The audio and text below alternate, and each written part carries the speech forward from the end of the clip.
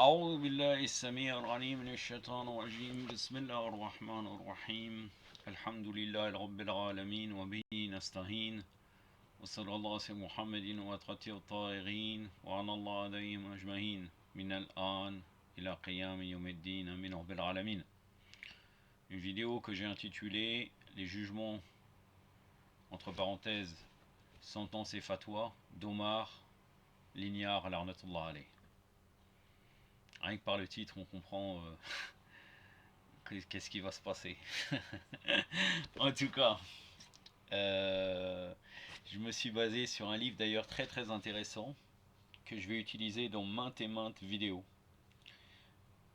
Un livre qui est un résumé du livre d'Ibn al-Qayyim, Ibn al-Qayyim al-Jawziyya, qui était un élève d'Ibn Taymiyyah, rahmatullah alayh, qui s'appelle Ilam al-Muwaqqi'in.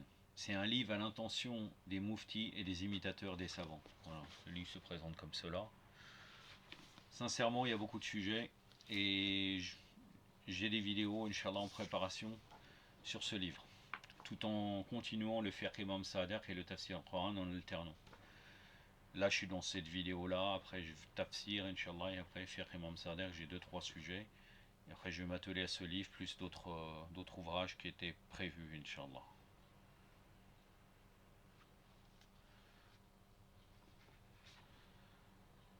On va commencer par ce que dit Ibn al-Qayyim, même si c'est le résumé. En réalité, c'est le résumé de Abid Abdillah et Subayti. Il me semble que ça doit être un Irakien, si je ne me trompe pas. Peut-être je me trompe, ou peut-être koweïtien.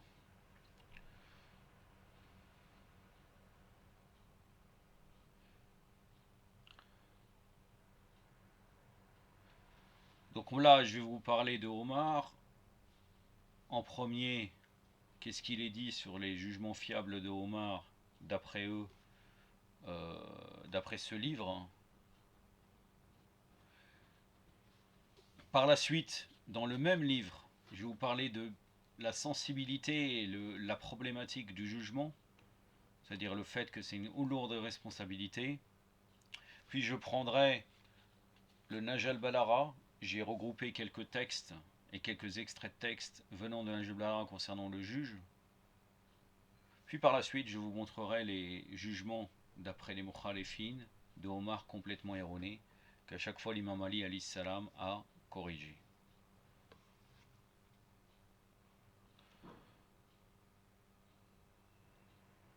Donc Esh-Shabi, donc là c'est dans le livre que je viens de vous présenter, la page 23. Celui qui cherche les sentences sûres en matière de judiciaire, qu'il se réfère à Omar.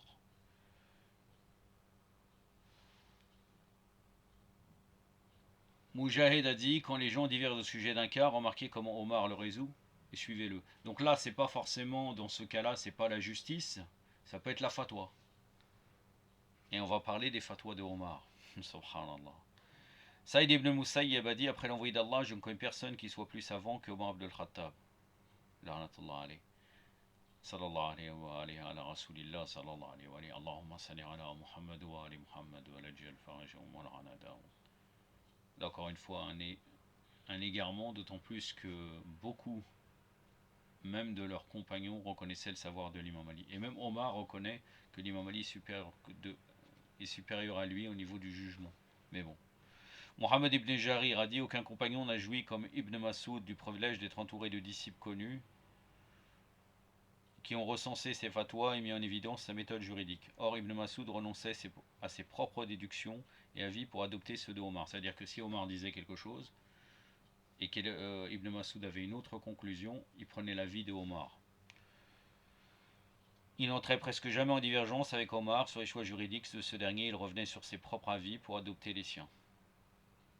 Donc là, c'est des fatwas.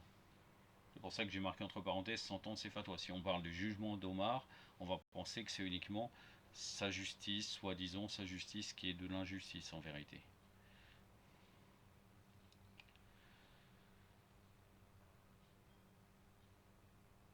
Shabi a dit Abdallah ibn Masoud ne faisait pas l'oraison du Qunut. Qunut, comme vous connaissez, notamment chez Chiite. Si Omar l'avait fait, Abdallah l'aurait suivi.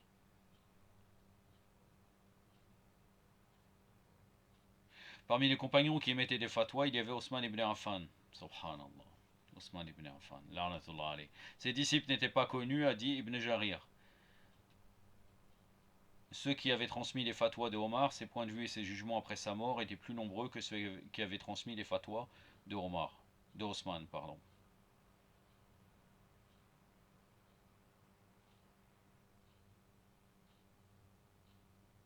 Ala kulli hal. Maintenant, nous arrivons à qu'est-ce qu'il est dit d'après les hadiths des mukhalifin sur le jugement, les juges.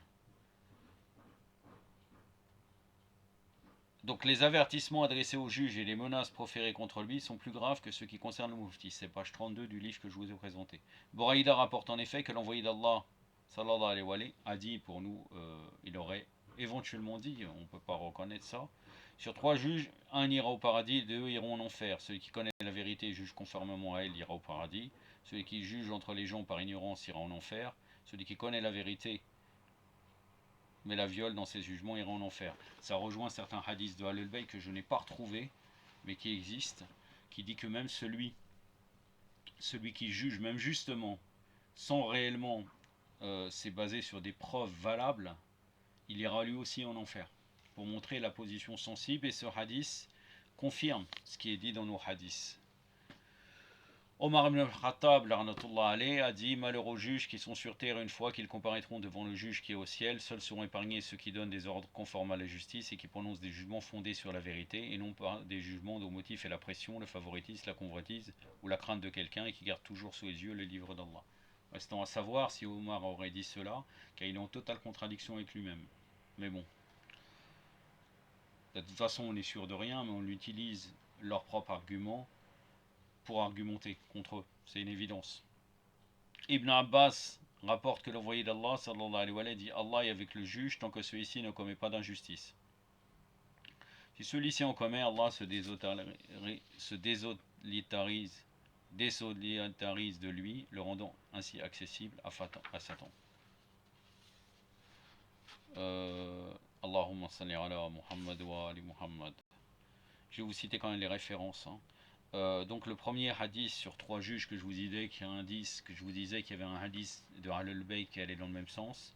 C'est un hadith rapporté par Abu Daoud numéro 3573, et Tirmidhi numéro 1322, Ibn Majah numéro 2315. Al-Albani l'a qualifié d'authentique. Omar ibn al-Khattab, il n'y a pas sa parole, mais sur la parole d'Ibn Abbas, hadith rapporté par Tirmidhi numéro 1330, Al-Albani qualifie son autorité d'assez bonne. Il cite Albani parce que bizarrement c'est pas une édition qui est mise en avant par ceux qui se prétendent du Minhaj Salafi, ou qui se disent salafistes, mais bon ils veulent pas l'accepter donc on dit Minhaj Salafi. Il n'est pas mis en avant ce livre alors que c'est un livre d'Ibn al-Qayyim. En tout cas c'est référencé Albani, et vous allez voir par la suite du livre qu'il est opposé en vérité à certains chefs de file des 4 écoles des Bakrites. Il est opposé, mais il s'en sort par une pirouette. Et c'est pour ça que même après, je vais vous parler de l'opinion, par la suite, pas au niveau du 3e vidéo sur ce sujet-là, sur ce livre-là, je parlerai de l'opinion. Les avis selon l'opinion. Et il est en contradiction face à lui-même. Je prendrai des textes qui montrent que au moins un, voire 2 des 4 écoles bakrites, les chefs de file, utilisaient l'opinion dans leur fatwa. Mais de toute façon, Ibn al-Qayyim met en avant Ibn Hanbal, ça c'est sûr et certain. L'école d'Ibn Taymiyyah est très influencée par Ahmed Ibn Hanbal, donc les Hanbalites. Nous arrivons à Nahj al-Balagha, la version complète, que voici, que je vous conseille fortement.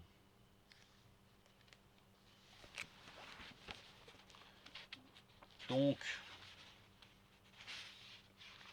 un long discours de l'imam Ali non, pardon, ça c'est la lettre très très connue de l'imam Ali qu'il a envoyée à Malik el-Ashtar el-Nakhari, lorsqu'il le désigna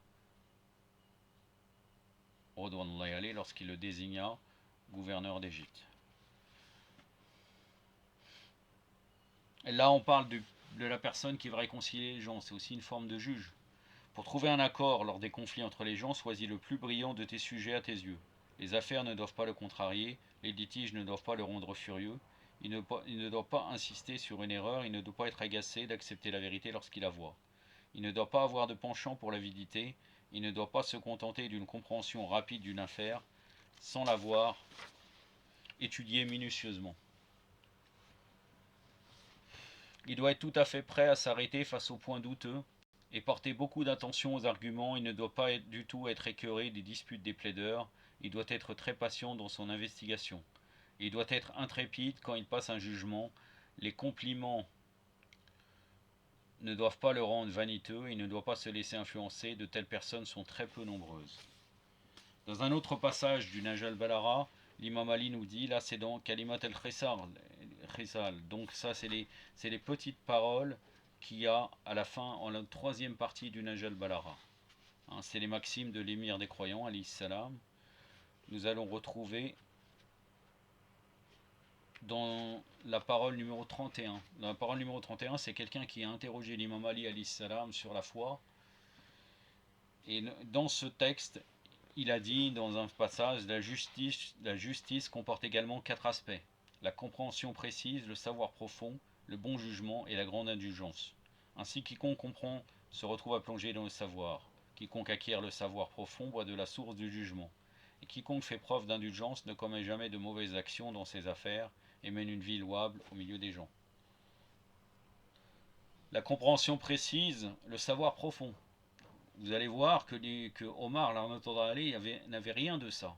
Le bon jugement, la grande indulgence. Quelle indulgence? Vous allez voir qu'il veut exécuter des gens, appliquer des peines, alors qu'il n'a aucune preuve en réalité.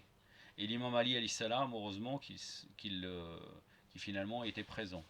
D'ailleurs, c'est ce que dit Omar lui-même. Il a reconnu qu'il craignait le fait qu'il y a un endroit où Abul Hassan ne serait pas là au moment où il juge. C'est chez les Mukhalifines qui est rapporté cela en substance. Dans la parole numéro 90, toujours les maximes, il est dit, le jury consulte le plus parfait.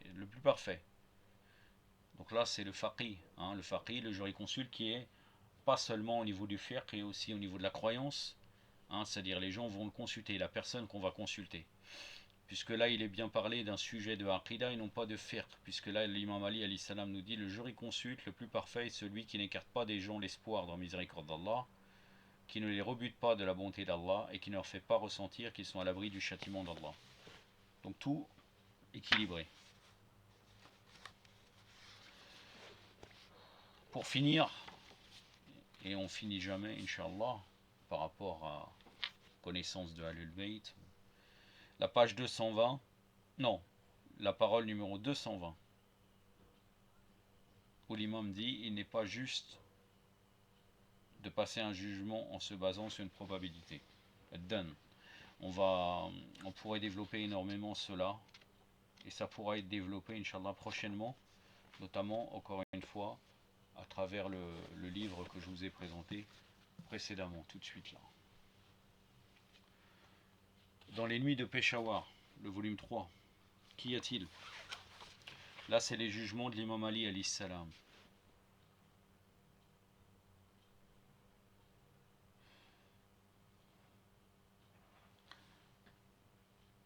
Donc là, non, pardon, je sais pas les jugements de l'imam Ali, c'est les jugements, astaghfirullah. Là, c'est les fatwas de Omar, rahmatullah alayh. Je vais vous citer les références qui a une histoire très très connue. Je vais vous citer les références Bakrit qui a relaté cette histoire. Il y a énormément de références, je vais tous les citer. Jalaluddin al-Sayyuti dans son tafsir, Douran Mansour, volume 2, page 133. Ibn Kassir dans son commentaire, volume 1, page 468. Jarallah el-Samarkhshari dans son tafsir al-Kashaf, volume 1, page 357. El-Nishabouri dans son tafsir Ali al-Quran, volume 1, en liaison avec la sourate al-Nisa du Saint-Coran. Qurtubi dans son tafsir, volume 5, page 99. Ibn Majah al-Qazwini dans son Sunan, volume 1, El-Hassadi dans son Ashiyat al-Sunan, volume 1, page 583. El-Bayhaqi dans son Sunan, volume 7, page 233. Qastalani dans son Irshad al-Saghir, Shar al-Saghir al-Bukhari, volume 8, page 57. El-Mutaqi al-Indi dans son Kanz al-Rummal, volume 8, page 298. Kanz al-Rummal, d'après vous mes frères, mes sœurs, Kanz al-Rummal n'est pas une référence chiite. Je le répète parce qu'à chaque fois, dans des compilations de hadiths chiites, on retrouve toujours Kenz al-Ummal. Dans des hadiths qui ne concernent pas l'imama comme preuve, etc. Non, non, non. Dans hadiths sur la croyance, sur l'éthique, c'est ça notre malheur. El-Hakim al-Nishapouri dans son Mustadrak, volume 2, page 177.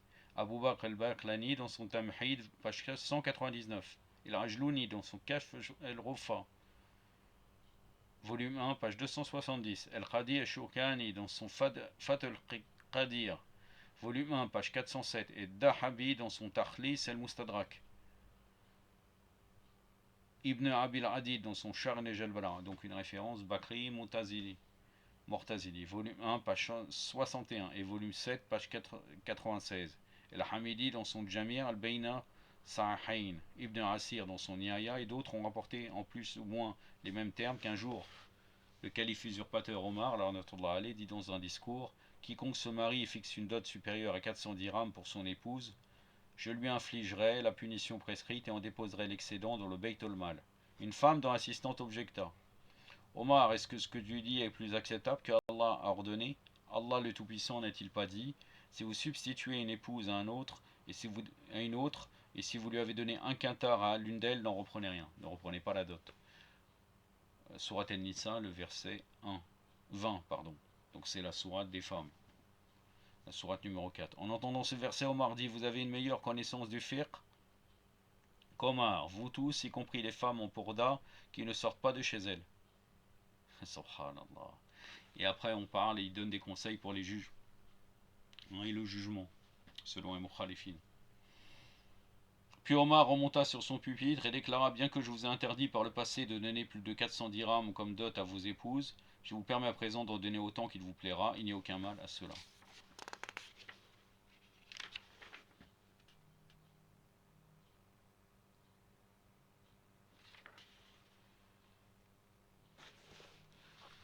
Maintenant, il y a Omar qui a interdit, qui a voulu lapider 5 personnes.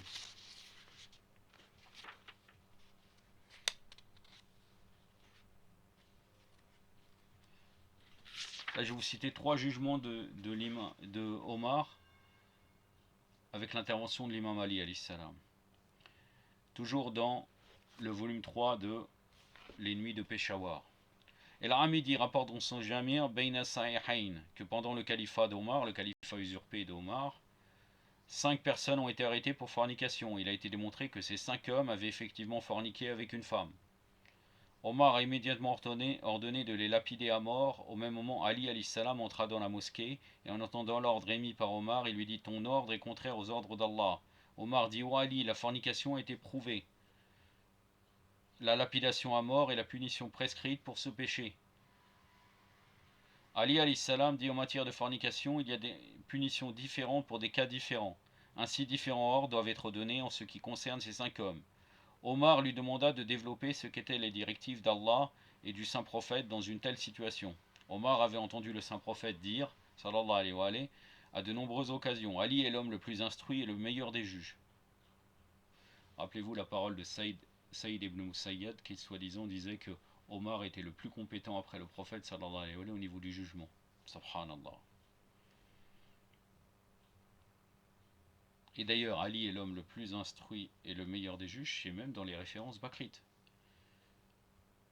Ali a ordonné que les 5 hommes lui soient amenés. Il ordonna que le premier soit décapité, le deuxième lapidé à mort, le troisième devait recevoir 100 coups de fouet, le quatrième 50 coups de fouet et le cinquième 25. Omar, embarrassé, demanda: Aboul Hassan, comment expliques-tu ces 5 sanctions différentes? Aboul Hassan, qui est la kunya, bien entendu, de l'imam Ali alayhi salam. Le saint imam alayhi salam répondit: le premier homme a été un infidèle, sous la protection de l'islam. Il a commis la fornication avec une femme musulmane. N'étant plus sous la protection de l'islam, il mérite la peine capitale à être tué. Le deuxième homme avait une épouse, d'où sa lapidation. Le troisième homme était un célibataire, il doit donc recevoir 100 coups de fouet. Parce que célibataire n'est pas exécuté, il n'a pas la peine à mort. Il n'a pas la condamnation à mort quand il fait de la fornication. Le quatrième homme étant un esclave mérite la moitié de la peine d'un homme libre, soit 50 coups. Et le cinquième homme est un fou.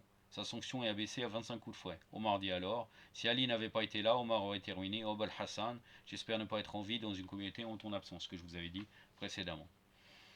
Mohammed ibn Yusuf Kanji al-Shafi'i, dans son Kifayat al-Talib, a dit l'imam Ahmed ibn Hanbal, donc le chef de file des Hanbalites que Ibn al-Qayyim, dans ce livre, prend comme référence ultime. Dans son Musnad, al-Bukhari dans son Sahih, al-Amidi dans Jami Bain al-Sahihayn, Shir Suleiman al-Bakhri dans son Yanabi al-Muwadda, un livre excellent d'ailleurs, que je vous conseille. Sur les vertus de Ahl-el-Bayt, vous allez voir ce qu'il dit, c'est quelque chose d'extraordinaire. Chapitre 4, page 75, qui cite le Manaqib del-Khawarizmi, l'imam Fakhreddin al-Razi dans Arba'in, page 466. Muhibbuddin al-Tabari dans son Riyad al-Nadira, volume 2, page 196. El-Khatib al-Khawarizmi dans son Manaqib, page 48. Mohamed Talha al-Shafiri dans Matalib al-Suhul, page 113. Et Imam al-Haram dans Dakar et al-Uqba, page 80, cite le rapport suivant. Donc le riwaya, il a été rapporté. Une femme enceinte fut présentée à Omar ibn al-Khattab, elle est interrogée, elle admit qu'elle avait eu des rapports sexuels illicites. Le calife usurpateur ordonna qu'elle soit lapidée. Ali alayhi salam lui dit, ta sanction s'applique à cette femme et tu n'as aucune autorité sur son enfant. Omar quitta la femme et dit, les femmes sont incapables de donner naissance à un homme comme Ali alayhi salam. Si Ali n'avait pas été là, Omar aurait été ruiné. Et Omar d'ajouter qu'Allah ne me permet pas de vivre d'une situation difficile sans qu'Ali soit là pour la résoudre. Voilà, maintes et maintes fois il a répété cette phrase qui est reconnue.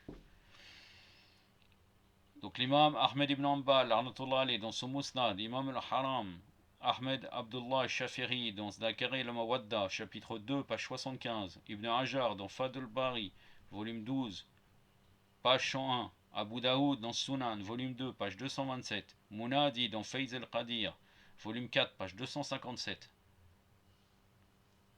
Hakim al-Nishapouri dans Mustadrak, volume 2, page 59. El-Qastalani dans Irshad al-Sarir, volume 10, page 9. El-Bayhaqi dans Sunan, volume 8, page 164. Muhibbuddin al-Tabari dans Riyad al-Nadira, volume 2, page 196. El-Khatib al-Khawarizmi dans son Manaqib, page 48. Mohammed ibn Talha al-Shafiri dans Matalib al-Sulhul.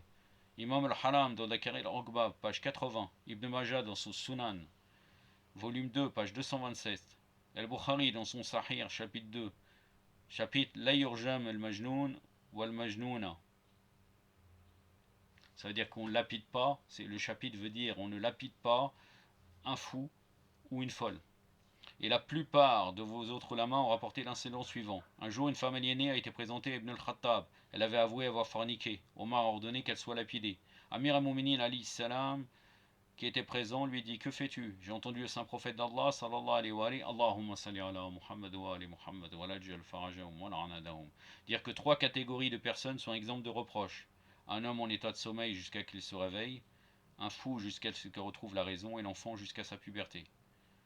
C'est-à-dire, on dit Rafi'at al-Qalam, ça veut dire que, littéralement, même si on dit l'exemple de reproche, ça veut dire qu'à ce moment-là, les anges ne notent pas les actions de ces gens. Là-dessus, Omar a quitté la femme et dit, sans Ali, Omar aurait péri. Regardez. Ibn Sammam, dans son Kitab al-Muwafiqa, a enregistré les erreurs d'Ibn al-Khattab. Et pourtant, c'est un shir, c'est un bakrite. Il y a environ plus de 100 décisions de justice incorrectes promulguées par le calife Omar. Et après, ils vont dire que Omar est supérieur, puisqu'il classifie, il disait Abu Bakr le meilleur, Omar, puis après, non, puis Omar, puis Osman, puis Ali alayhi salam. Des fois, il ne cite même pas l'imam Ali. Pour lui, il est un compagnon comme les autres. Mais en tout cas,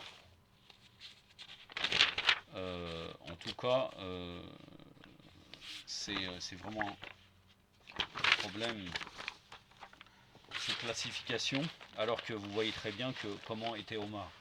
C'est vraiment complètement nul et un ignare en réalité par rapport au hukm et au jugement. Il est loin de tout ça. Bon, il y a un livre qui s'appelle Les jugements de l'imam Ali alayhi salam. Il est en français, mais c'est en très très grosse partie le livre de Qadaya Amir al-Mouminin, donc les jugements d'Imam Ali de Shoshtari. À travers ce livre, je vous garantis, mes frères et mes sœurs, qu'on peut démontrer la supériorité de l'imam Ali sur tous, juste à travers ses jugements. L'imam Ali, alayhi salam, fait des enquêtes dans ce livre, et il ne juge pas d'après sa capacité spirituelle. C'est pas comme par exemple quand on parle du jugement de Daoud, ou bien le jugement de l'imam Mehdi, où l'imam va dire sans preuve, il va dire telle personne est coupable, telle autre est, est bien guidée, elle n'est pas coupable. Les gens ne peuvent pas supporter ce jugement. À l'époque de Daoud alayhi salam, alayhi wa afdallah salat ala Muhammad wa ali Muhammad, il a commencé à juger comme ça, il avait cette capacité-là, et tous les prophètes en vérité ont cette capacité-là, avec quel basira, ils peuvent voir qui est coupable et qui n'est pas coupable, ils voient à l'intérieur des gens. Hein. Eh bien, Daoud, il n'a pas pu, les gens n'ont pas supporté, donc il a commencé à juger normalement. L'imam Ali alayhi salam, c'est pareil. Les imams, c'est la même chose. Ils ne peuvent pas, les gens, supporter leur jugement. Donc à partir de là, ils sont obligés de juger selon des preuves. Donc l'imam Ali, d'où le long de ce livre, de ces récits rapportés dans ce livre de Shoshtari, c'est que des jugements comme des enquêtes. Allahu Akbar. Comme des enquêtes policières. Si quelqu'un il va regarder Sherlock Holmes ou je ne sais pas quoi, là, l'imam Ali, bien entendu, supérieur et supérieur à tous les détectives, sans aucun doute. Et il est le détective suprême de toute l'humanité. Et Qasim al-Nar wa Jannah, celui qui sépare les hommes pour aller au paradis ou en enfer, car tout est conditionné, nos actes sont conditionnés par le wilaya de l'imam Ali alayhi salam. Donc là, je vous cite qu'une seule histoire dans ce livre.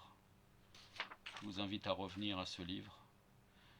Le livre que j'ai en français n'est pas disponible malheureusement. C'est une édition très ancienne d'un livre édité au Pakistan. Mais vous pouvez chercher l'édition originale qui est Qadaya Amir al-Mouminin de Shoshtari.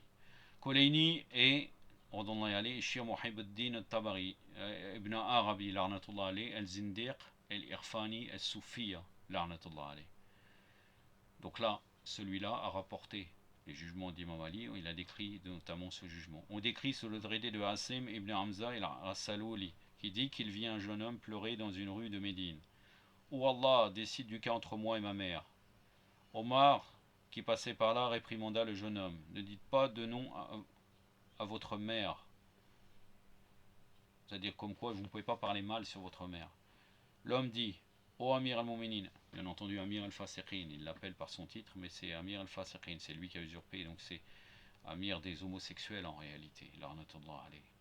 Ma mère m'a donné naissance et puis m'a nourri pendant 2 ans. Mais maintenant, quand j'ai grandi, elle refuse de m'accepter comme son fils. Elle nie aussi d'avoir jamais épousé mon père, qui est décédé, mais elle veut garder toute la propriété avec la prétention que mon père était son seul frère, et ainsi me prive de ma juste part dans cela. Donc elle prétend que son mari, c'était pas son mari, c'était son frère. Et elle veut déshériter son fils. En entendant cela, Omar appela la dame qui produisit à peu près 40 personnes de sa tribu comme témoins. Ils donnèrent tous des preuves en sa faveur. Là-dessus, Omar décida le cas contre le jeune homme et lui ordonna d'être emprisonné pour fausse accusation. Iftara. Lorsqu'on emmena le jeune homme à la prison, l'imam Ali alayhi salam arriva à passa par ce chemin.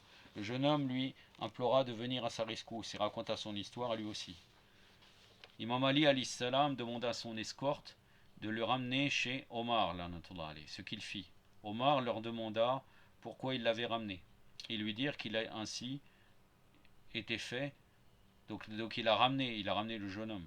Il a été fait selon l'imam Ali alayhi salam. C'est l'imam Ali qui a donné cet ordre. L'imam Ali alayhi salam, que par ce temps était aussi arrivé. Donc l'imam Ali, il est arrivé en même temps. Donc son escorte a ramené le jeune. Et l'imam Ali, il est arrivé en même temps. Il a demandé à Omar s'il consentirait, s'il pouvait juger de ce cas. Omar répondit, par tous les moyens, qu'est-ce qui serait mieux que cela? J'ai entendu le saint prophète, sallallahu alayhi wa alayhi, dire que votre connaissance est meilleure que nous tous. L'imam Ali alayhi salam donc appela la dame à tous les témoins encore une fois. Il répéta tous, tour à tour, ce qu'ils avaient dit devant Omar. Imam Ali alayhi salam demanda à la dame et à ses proches parents s'ils acceptaient de la marier à quelqu'un, auquel ils acceptèrent tous. Là-dessus, Imam Ali alayhi salam demanda à son serviteur personnel, Qambar, d'apporter 400 dirhams et dit à la dame: je vous marie avec ce jeune homme pour 400 dirhams contre votre dot. Lorsqu'on apporta les dirhams et les donna au jeune homme, il lui ordonna de partir avec la dame et de donner les dirhams à elle. Lorsque le jeune homme était sur le point de partir, Imam Ali alayhi salam ajouta: venez à moi de nouveau, mais pas avant que vous n'ayez passé la nuit comme mari et femme. Regardez l'imam Ali, comment la sagesse de l'imam. En écoutant cela, la dame commença à prier. Fi, puis elle a dit: ô frère du saint prophète, sallallahu alayhi wa alayhi, vous m'avez marié avec mon propre fils. Imam Ali a dit: pourquoi avez-vous nié le fait auparavant? La dame s'excusa, prit la main du jeune homme dans sa propre main et partit. Lorsqu'elle fut partie, Omar s'exclama: s'il n'y avait pas Ali, Omar aurait péri. L'événement ci-dessus a aussi été décrit par Fadail ibn Sharban et Nishirpuri, le fameux compagnon de l'imam Hassan Askari alayhi salam, qu'il avait rapporté de Waqidi tour à tour de Jaber, Waqadi tour à tour de Jaber et de Salman avec quelques différences. Allahumma salli ala Muhammad wa ali Muhammad. Je pense que c'est suffisant pour démontrer l'inexactitude et la fausse prétention des mukhalifines pour dire que Omar aurait été un bon juge. Tout cela est pour vous, mes frères et mes sœurs, pour toujours trouver des arguments contre les opposants. موافقين لكل خير. أكتفي بهذا القدر وصلى الله على محمد وأطهاره الطاهرين والسلام عليكم ورحمة الله.